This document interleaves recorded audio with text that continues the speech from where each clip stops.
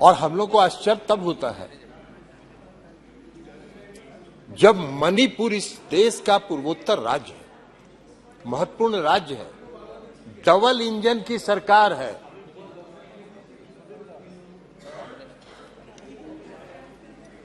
Double engine की सरकार है, और वहां की चर्चा जब होती है, वहां के हालात पर जब चर्चा होती है, तो जो सत्ता पक्ष के लोग हैं वो विभिन्न राज्यों के छिटपुट घटनाओं की चर्चा करके उसको जस्टिफाई करना चाहते हैं। ये नहीं है। मणिपुर को आप इतने हल्के में नहीं लें। आज मणिपुर में घटना हुई है, कल मिजोरम में होगी, परसों नागालैंड में होगी। आपका पूर्वोत्तर, पूरा पूर्वोत्तर का सीमा, आपका पूरा पूर्वोत्तर का सीमा उससे प्रभावित होगा, लेकिन आप उसकी गंभीरता ही नहीं समझ रहे। आज मणिपुर की हालत बहुत खराब है, उसकी गंभीरता के बारे में किसी ने चर्चा नहीं की। लंबा लंबा भाषण हुआ, लेकिन मणिपुर की गंभीरता में और मणिपुर की स्थिति के बारे में किसी ने एक शब्द बोलने का, इसलिए कि उनको पता ही नहीं है कि मणिपुर में क्या हुआ। उनको पता ही नहीं है कि मणिपुर में क्या हुआ। मैं भी गया था, मणिपुर गया था, और मैं गया था, दो समुदाय के बीच इतनी दूरी बढ़ गई है, इतनी घृणा फैल गई है एक दूसरे के प्रति कि उसको पाटना बहुत मुश्किल है। जितने हल्के में आप कह रहे हैं उसको आप नहीं पाट सकते। दोनों समुदाय के लोगों में विश्वास की कमी है। हम लोग गए थे, दोनों समुदाय के राहत शिविरों में गए थे। दोनों समुदाय के लोगों का विश्वास राज्य की सरकार के प्रति समाप्त हो गया। दोनों समुदाय के लोग आज राज्य सरकार को पूरे मणिपुर की घटना के लिए दोष दे रहे हैं। आप कह रहे हैं क्या मांग किया था विपक्ष ने? भाई आप कह रहे हैं कि गृह मंत्री जी बयान देने के लिए तैयार थे, रक्षा मंत्री जी बयान देने के लिए सब तैयार थे। ये सरकार किसकी है? सरकार किसकी? सरकार है इस देश के आदरणीय प्रधानमंत्री जी के नेतृत्व की। हम विपक्ष के लोग यही चाह रहे हैं कि आदरणीय प्रधानमंत्री जी, आज 3 मई से आज तक लगातार मणिपुर जल रहा है और इस देश के प्रधानमंत्री एक शब्द नहीं बोल रहे। वहां के जो 150 से ज्यादा लोग मर गए, उनके प्रति संवेदना का भी एक शब्द नहीं बोल रहे। इतनी बड़ी घटना हो गई इस देश के किसी राज्य में, पूर्वोत्तर के राज्य में, आप एक शब्द नहीं बोल रहे। हम लोग की यही मांग थी कि आदरणीय प्रधानमंत्री जी आए और मणिपुर के बारे में बताएं, मणिपुर के लोगों के प्रति अपनी संवेदना व्यक्त करें। उन्होंने कहा नहीं। और जब राहुल गांधी जी ने कहा कि अहंकार का ये मतलब, ये अहंकार का प्रतीक है, तो बहुत लोगों को चिलमिलाहट लगी, तितली लग गई। नहीं है। मणिपुर में आज बहुत कुछ करने की जरूरत है।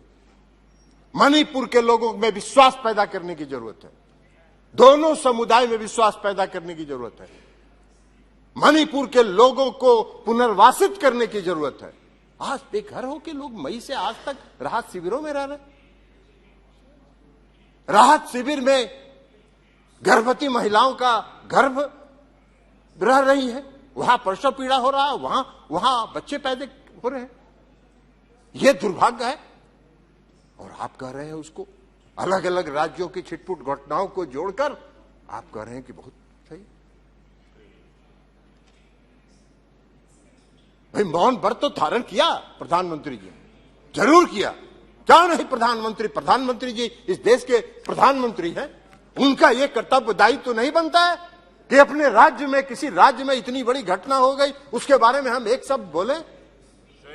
नहीं, क्या है? ये तो वही पुरानी कहावत है, रोम जल रहा था, नीरो बंसी बजा रहा था। और दिनकर जी की एक कविता है, हम आपको सभापति महोदय सुनाना चाहते हैं। क्या कहा कि मैं घनघोर निराशावादी हूं, तब तुम ही टटोलो हृदय देश का और कहो, लोगों के दिल में कहीं अश्रु क्या बाकी है? बोलो बोलो विस्मय में ये मत मौन रहो। ये है दिनकर जी की कविता। आप मौन धारण किए। आपको इस देश की जनता ने देश चलाने की जिम्मेवारी दी है, लेकिन है, और इसलिए आज अविश्वास प्रस्ताव लड़ा पड़ा। महोदय अभी आएंगे, बोलेंगे, आप चिंता मत, चुप रहिए, बैठिए ना, अभी आपको बताएंगे, अभी वो भी बता देंगे आपको,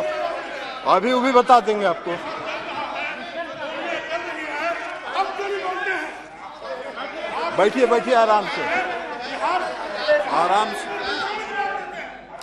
बैठिए, सुनिए, नहीं बैठिए जी, आप बोलिए, चिंता मत करिए, आपका जब नंबर आए तब बोलिएगा, आप बोलने दीजिए, प्लीज बैठ जाइए, कोई चिंता नहीं, ठीक है, टिकट नहीं, जब आपका पक्ष का नंबर आएगा बोलेगा, आप बोलिएगा, सबको बोलने दीजिए जी, बोलिए, उधर ध्यान मत दीजिए, आप बोलिए। सभापति महोदय, अब हम जरा बता दें, आदरणीय प्रधानमंत्री जी, हम बता दें, आदरणीय प्रधान, रिकॉर्ड में नहीं जा रही है, 9 वर्षों से राजीव रंजन सिंह जी के रिकॉर्ड में जा रही है जी, 9 साल से इस देश में शासन कर रहे हैं, और इस देश की जनता आज अपने आप को छला हुआ महसूस कर रही है। 2014 में इस देश के प्रधानमंत्री नरेंद्र मोदी जी चुनाव लड़ रहे थे, किसके बल पर जीत रहे थे? इस देश के नौजवानों पर, इस देश के बेरोजगारों पर क्या वादा किया था उन्होंने? इस देश को उन्होंने वादा किया था 2 करोड़ बेरोजगारों को प्रति वर्ष रोजगार देंगे।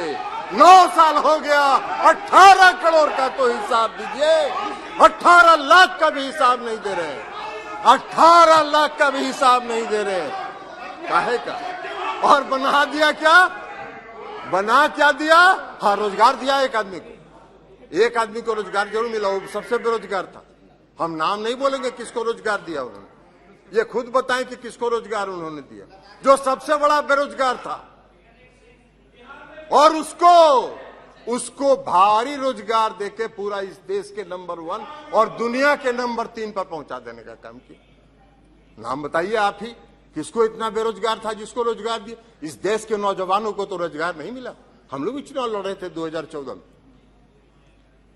जो बेंगलोर में, महाराष्ट्र में और अलग अलग शहरों में जो लड़के इंजीनियरिंग और मेडिकल कॉलेज में पढ़ते थे, सब अपनी पढ़ाई छोड़ के गांव आ गए थे और सब अपने घर में बैठ गए थे और कह रहे थे अपने अभिभावकों को कि मम्मी पापा वोट दे दो मोदी जी को, हम लोगों को रोजगार मिल जाएगा।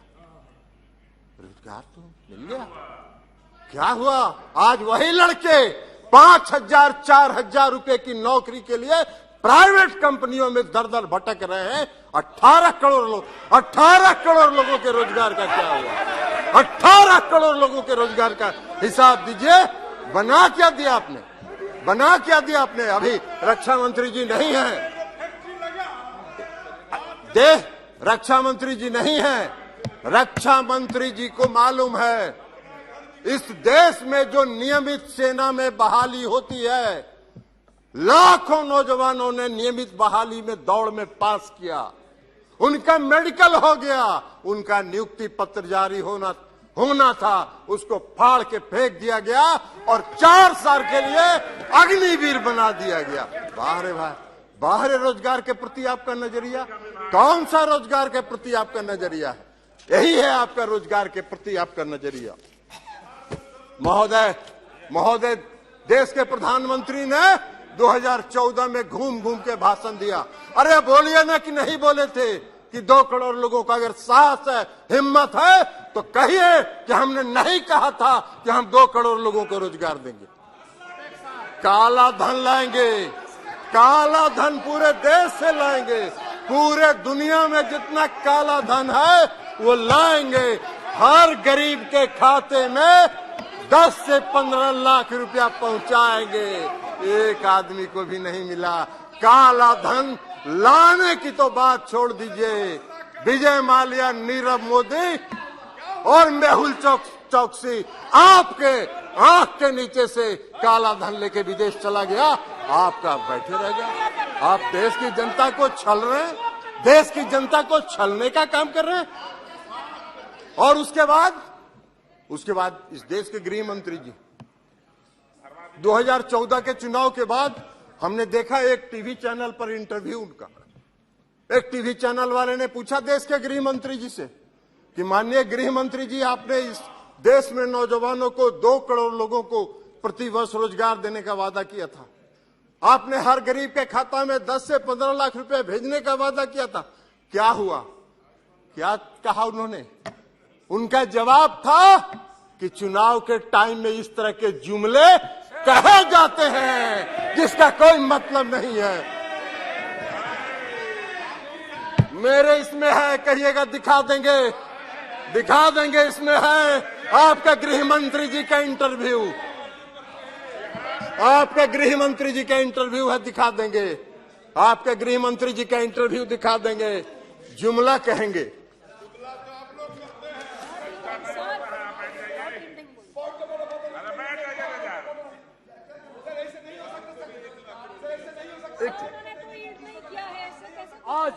आज नरेंद्र मोदी जी के नेतृत्व। अरे छोड़िए, ये पॉइंट ऑफ ऑर्डर है। ये सभापति महोदय, ये सब धंधा नहीं चलेगा। योजनाओं से बीच में कोई पॉइंट ऑफ ऑर्डर के नाम पर खड़ा होके और अनर्गल बात करेंगे, ये नहीं चलेगा। ये सब जुमलेबाज हैं। ये क्या बोलेंगे? जुमला कहते हैं। इनके 1 नंबर के मंत्री ने इस देश में कहा कि जो चुनाव में हम वादा करते हैं वो जुमला होता है। यह कह रहे हैं महंगाई। आज देश में सबसे बड़ी समस्या क्या है? महंगाई। आप उज्ज्वला योजना की चर्चा अब आप नहीं करते हैं, क्योंकि उज्ज्वला योजना में जितना सिलेंडर आपने बांटा, 5% घरों में भी आज वो सिलेंडर नहीं जल रहा है। क्यों? 1400 रुपए 1300 रुपए सिलेंडर का दाम हो गया। अब आप उसका नहीं, पहले बहुत पीठ थपथपाते थे अपना, हर भाषण में कहते थे उज्ज्वला योजना। अब शांति में कायम हो गया। आप बात कर रहे हैं भ्रष्टाचार की। आजकल आप देश भर में घूम घूम के भ्रष्टाचार की चर्चा कर रहे हैं। महाराष्ट्र में क्या हुआ? अरे 70,000 करोड़ प्रधानमंत्री का भाषण सुने। 70,000 करोड़ का महाराष्ट्र में घोटाला हो गया। महाराष्ट्र में 70,000 करोड़ का घोटाला हुआ। आज 3 दिन के अंदर सबको वॉशिंग मशीन में डाल के 1 सेकंड में बाहर निकाल दिया। सबको सरकार में शामिल कर लिया। वाह, कर्नाटक का चुनाव लड़े थे ना अभी। कर्नाटक के चुनाव में भ्रष्टाचार सबसे बड़ा मुद्दा था। प्रहलाद जोशी जी यहां बैठे हैं, उनको पता होगा। भ्रष्टाचार 40,000। वो भी बताएंगे, वो भी बता रहे हैं आपको, चिंता मत करिए, वो भी बता रहे हैं। 1 मिनट, वो भी बताएंगे आपको। आप कर्नाटक में 40 लाख की चर्चा हर घर में थी, हर सड़क पर थी, हर चौक पर थी, हर चौराहे पर थी। आप भ्रष्टाचार की बात कर रहे हैं। आपको क्या भ्रष्टाचार के खिलाफ बोलने का आपका कर रहे हैं? कल वो भी बताएंगे, चिंता मत करिए राकेश जी, वो अभी बताते हैं अभी आपको। अभी आ रहे हैं उसी पर आ रहे हैं, चिंता मत करिए ना। अरे बैठिए ना, उसी पर आ रहे हैं। Address the chair only. कृपया अभी देखिए, अध्यक्ष पीठ की तरफ बात करें। कहाँ यहाँ बैठे? आप निशिकांत जी कल भाषण दे रहे थे। आप अपनी बात कहिए खाली। फंडिंग करते थे। अरे भाई, किस कंपनी के बिहाफ में आप फंडिंग करते थे? उसका भी तो जरा नाम बताइए। फंडिंग करते थे तो इसलिए अब गृह मंत्री जी ने, अब सुन लीजिए, गृह मंत्री जी ने चर्चा किया। दिल्ली विधेयक पर चर्चा के दौरान कहा, अरे भाई चुड़िए ना, बैठिए ना, बैठिए। गए थे, आप भी गए थे, कहाँ गए थे वो हम बोल दें क्या? आप ललन बाबू, आप इधर बात कुमार जी कीजिए। क्या गए थे कि भाजपा वाला हमको बहुत तंग कर रहा है? बात कीजिए, इधर ध्यान दीजिए।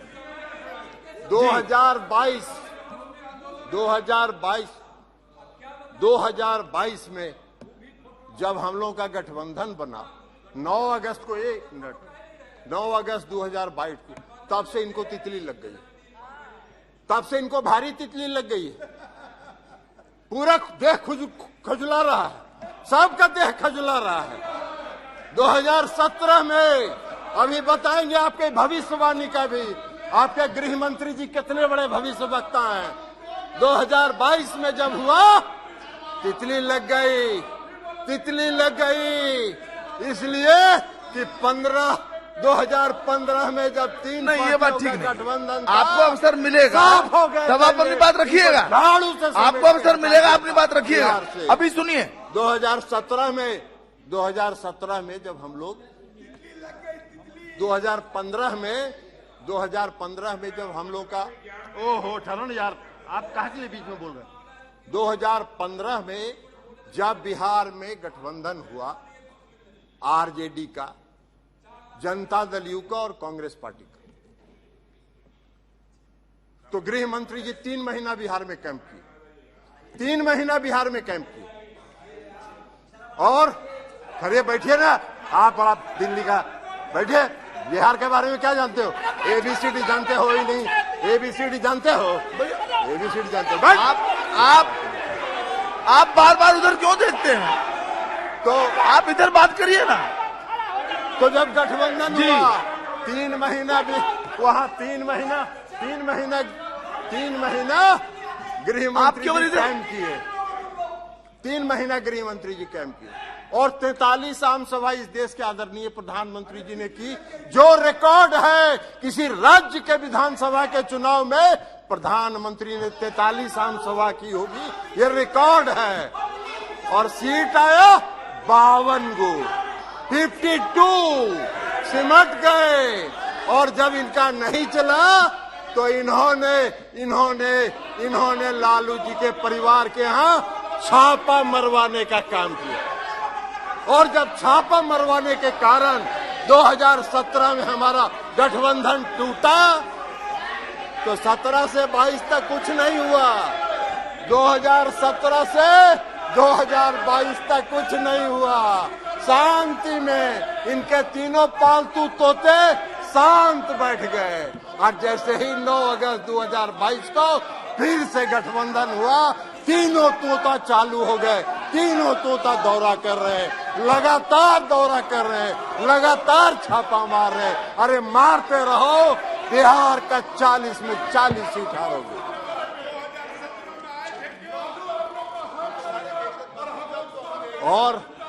और आपको बता दें, और आपको एक बात बता देते हैं सभापति महोदय, और आपको एक बात बता देते हैं, इसके देश के गृह मंत्री जी जो हैं वो बहुत भारी भविष्यवक्ता भी हैं, ज्योतिष का ज्ञान है उनको। अभी कह रहे थे उस दिन दिल्ली पर 2024 में फिर से नरेंद्र मोदी जी इस देश के प्रधानमंत्री बनेंगे। अब इनके ज्योतिष ज्ञान का हम आपको बताते हैं। ओह चलो यार,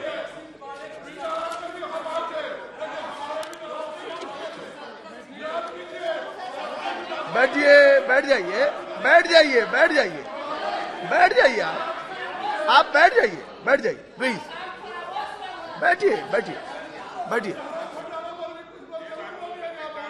2000 रिकॉर्ड में नहीं जा रहा है। 2000 बोलिएगा तो रिकॉर्ड में आएगा, तब बोलिएगा जी। 2015 में इन्होंने गृह मंत्री जी ने, कुछ रिकॉर्ड में नहीं जा रहा है, जी ने भविष्य बैठिए, कि जिस दिन बिहार के चुनाव की गिनती होगी उस दिन 11 बजे नीतीश कुमार जी त्याग पत्र देंगे, 12 बजे प्रधानमंत्री भारतीय जनता पार्टी की सरकार बिहार में बनेगी।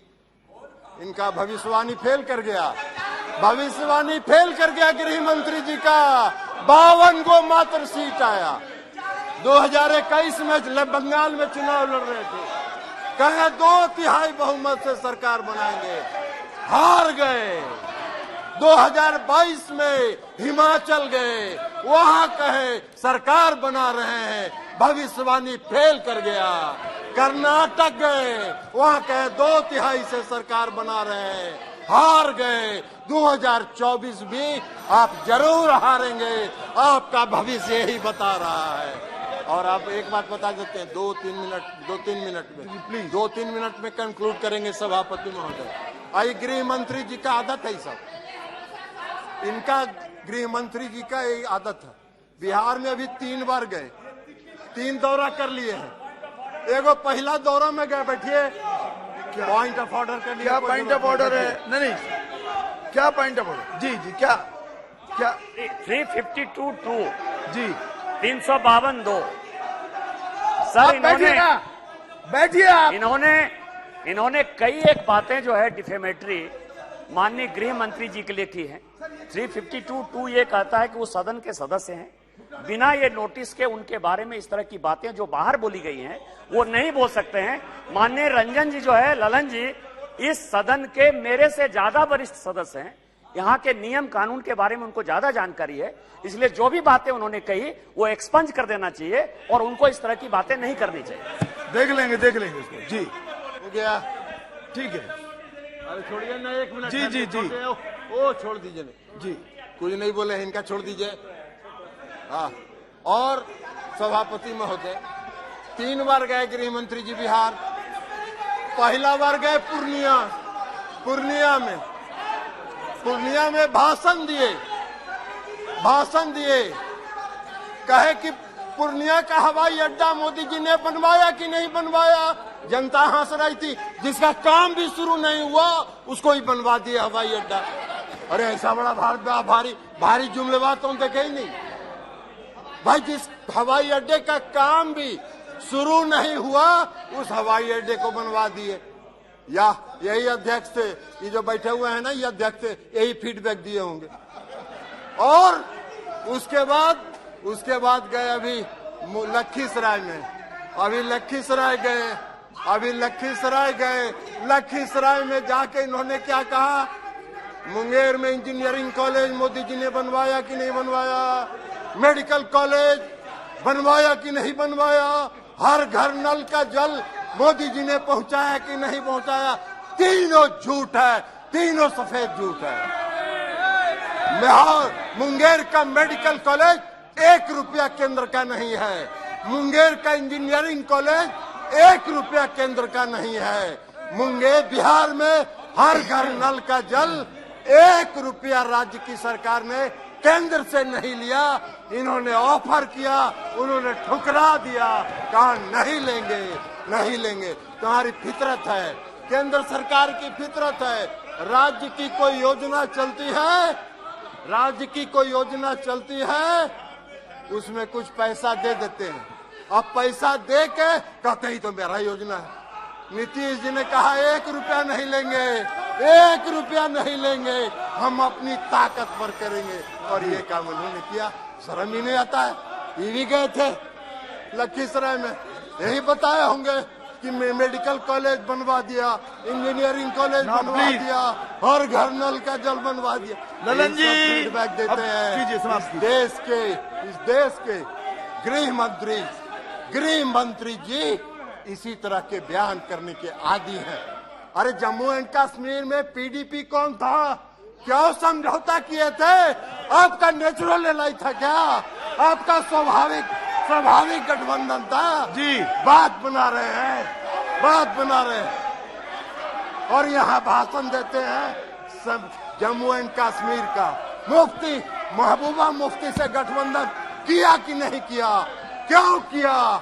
आप लालू जी हमारे साथ रहे, धन्यवाद। हम लोग एक पार्टी में रहे हैं, इस पार्टी का निर्माण हम लोगों ने किया था जी। इसलिए रहेंगे। आपका खाता बहुत धन्यवाद। बिहार में जी, नहीं जी, खुलने जी, वाला। जी।